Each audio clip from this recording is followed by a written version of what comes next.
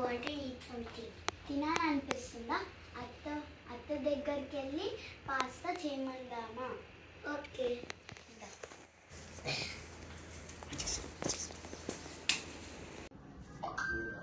Hi అత్త, ఏం చేస్తున్నావు? ఏం చేస్తున్నా? కరెక్ట్ చేసుకుంటున్నాను. సరే, నాకు కొంచెం టేస్టీగా ఏదైనా వండుతావా? టేస్టీగా ఏం వండాలి? ఏం కావాలి? పాస్తానా? పాస్తా మొన్నే కదా తిన్నా, మొన్న చేశాను కదా. మళ్ళీ చెయ్యదే బాగుంది. అవునా? ఇప్పుడు చెయ్యాలి. గ్రేసీ కావాలైతే కావాలి అయితే చేసుకుందామా? చేసుకుందాం. కానీ నాకు హెల్ప్ చేయాలి. చేస్తావా మరి? సరే నడు. హాయ్ అండి, వెల్కమ్ టు అమంతాస్ వరల్డ్. ఈరోజు మా మేనకోడడు మేనల్లుడు పాస్తా అయితే అడిగారు. వాళ్ళకి ఇంతకుముందు చేసి పెట్టాను, చాలా నచ్చింది. ఇప్పుడు కూడా వాళ్ళు అదే కావాలని అడుగుతున్నారు.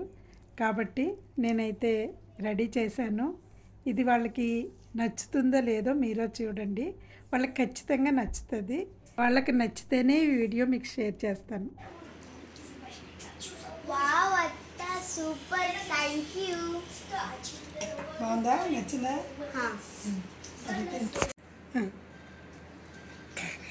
థ్యాంక్ యూ అత్త. పిల్లలకైతే ఈ రెసిపీ చాలా బాగా నచ్చింది. ఇది ఇటాలియన్ స్టైల్లో చేశాను. ముందుగా కడాయి పొయ్యి మీద పెట్టుకొని స్టవ్ వెలిగించుకోవాలి. అందులో కొంచెం బటర్, 1 స్పూన్ బటర్ వేసుకోవాలి. అది కరిగిన తర్వాత వెల్లుల్లిపాయ ఒక 6-7 రెమ్మలు తీసుకొని దాన్ని సన్నగా కట్ చేసుకోవాలన్నమాట. సన్నగా కట్ చేసుకొని గోల్డ్ కలర్ వచ్చే వరకు వేయించాలి. అలా గోల్డ్ కలర్ వచ్చే వరకు వేయించడం వల్ల ఈ ఫ్లేవరు చక్కగా పాస్తాకి అయితే మంచి టేస్ట్ని ఇస్తుంది. తర్వాత మనం తరిగి పెట్టుకున్న ఉల్లిపాయలు వేసుకోవాలి. అన్ని వెజిటేబుల్స్తో చేస్తున్నాం కాబట్టి చాలా టేస్ట్గా ఉంటుందండి. ఇది హెల్దీ కూడా.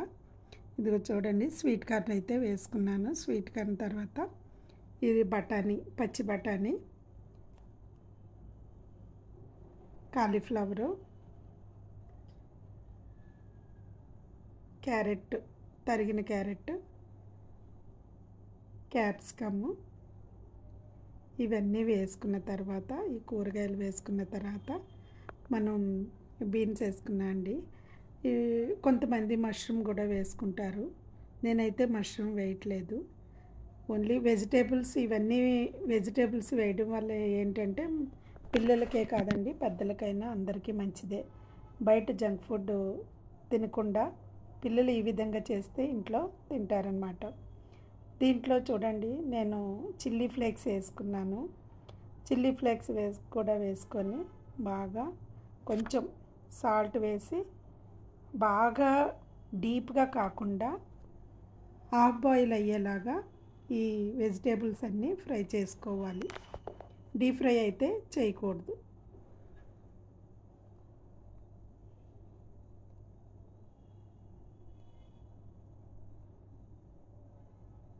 ఈ హాఫ్ బాయిల్ చేసుకున్నవి పక్కన పెట్టేసుకోవాలండి.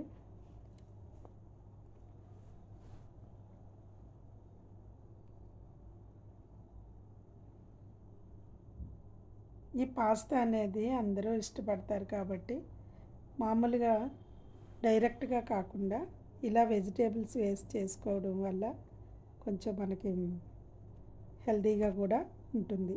మనం మిల్క్ కూడా కలుపుతున్నాం కాబట్టి ఇది ఒక విధంగా హెల్తీ అనే చెప్పచ్చు.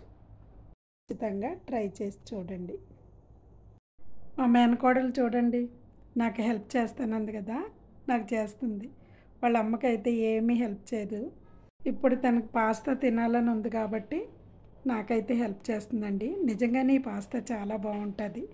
ఎప్పుడు మనం చేసుకునే ఇడ్లీలు, పూరీలు, దోశలు ఇవే కాదండి, అప్పుడప్పుడు ఈ నార్త్ ఇండియన్స్ రెసిపీస్ కూడా మనం టేస్ట్ చేయాలి. మీరు ఒక్కసారి చేస్తే మళ్ళీ చేస్తారు. నేను 2 కప్స్ తీసుకున్నాను కాబట్టి 4 కప్స్ వాటర్ అయితే వేసుకున్నాను. వేసుకొని ఈ వాటర్ అయితే కొంచెం బాయిల్ అయిన తర్వాత అందులో వేసుకోవాలి. కొంచెం సాల్ట్ కూడా వేసుకోవాలి.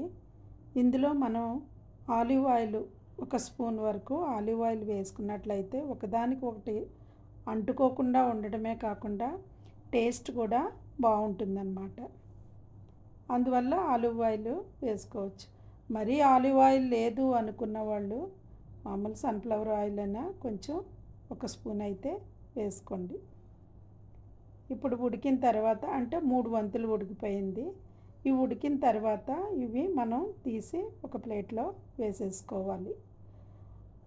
ఇది ఆ వాటర్ కొంచెం మిగిలి ఉంటే కనుక మనం ఇందులో కూడా యాడ్ చేసుకోవచ్చు అన్నమాట. మరీ ఎక్కువైతే చేయకూడదు. కొంచెం ఉంటే కనుక యాడ్ చేసుకుంటే మనకు కొంచెం పాస్తా లూజ్గా ఉన్నట్టుగా కావాలనుకున్న వాళ్ళు కలుపుకోవచ్చు. ఇప్పుడు మళ్ళీ వేరే ప్యాన్లో కొంచెం బటర్ వేసుకొని ఆ బటర్లో 1 కప్పు మైదా వేసుకోవాలి. ఆ మైదా వేసుకొని లైట్గా ఫ్రై చేసిన తర్వాత అప్పుడు ఒక 2 కప్స్, నేను 2 కప్స్ తీసుకుంటాను కాబట్టి పాస్తా ఈ 2 కప్స్ మిల్క్ తీసుకుంటున్నాను. ఇది మీకు ఎక్కువ కావాలనుకున్న వాళ్ళు ఇంకొక కప్పు కూడా వేసుకోవచ్చు, మిల్క్ ఎక్కువ కావాలనుకున్న వాళ్ళు. ఇలా వేసుకొని జెంటిల్గా మనము అది ఉండలు లేకుండా కలుపుతూ ఉండాలన్నమాట. అది పేస్ట్ లాగా అవ్వాలి. అయిన దాంట్లో కొంచెం చిల్లీ ఫ్లేక్స్ వేసుకుంటే కొంచెం మనకి ఘాటు వస్తుంది అన్నమాట. ఇది పెప్పర్ పౌడర్ వేస్తాము. మనం పచ్చిమిర్చి అలాంటివి వేయని అవసరం లేదు కూడా.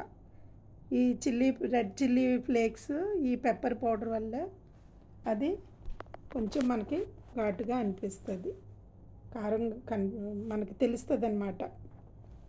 ఈ 2 వేసిన తర్వాత ఇప్పుడు ఇది పాస్తా మిక్స్ అని సూపర్ మార్కెట్లో దొరుకుతుంది. అది తీసుకొని వేసుకున్నట్లయితే మనకి నిజంగా పాస్తా చాలా బాగుంటుందండి. మనకి బయట ఫుడ్ ఎలా తింటామో, బయట రెస్టారెంట్లో ఎలా అమ్ముతారో అలా ఉంటుందన్నమాట ఫ్లేవర్. అది వేయడం వల్ల అదైతే వేస్తే చాలా బాగుంటుంది. ఇప్పుడు మనం ఫ్రై చేసుకున్న ఈ వెజిటేబుల్స్ అన్నీ ఇందులో వేసుకొని కలిపేసుకోవాలి. చూడండి,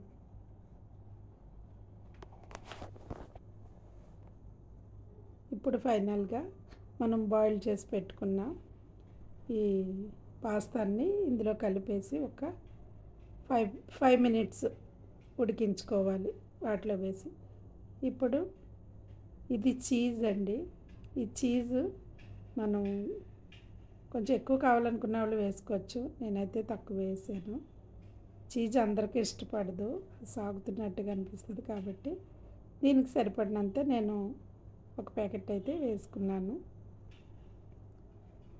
పాస్తా అయిపోయింది, రెడీ అయిపోయింది. ఇప్పుడు తర్వాత చిల్లీ ఫ్లేక్స్ లైట్గా మళ్ళీ పైన కొంచెం వేసుకోవాలన్నమాట.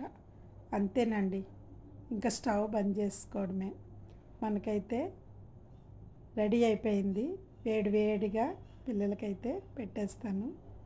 చూడండి, మరి చూశారు కదా, మీకు కూడా నచ్చిందని అనుకుంటున్నాను.